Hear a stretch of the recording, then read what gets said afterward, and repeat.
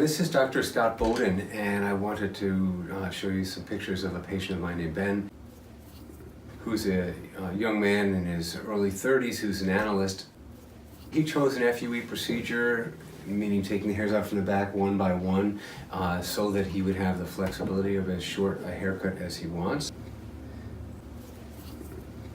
This is a year after doing an FUE transplant, and you can see how soft and natural it looks. Yes, so some of these lower hairs are the lowest ones right out here.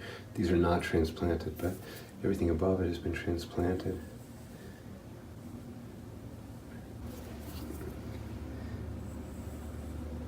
Yes, we're doing a transplant here. Beautiful. Yes, so we really reinforce throughout here too. And we're going to look at the back, about 1,500 follicles, FUE. And moving forward, he could do a number 1 or 2 buzz cut if he chose. Also, the discomfort following an FUE procedure is really minimal.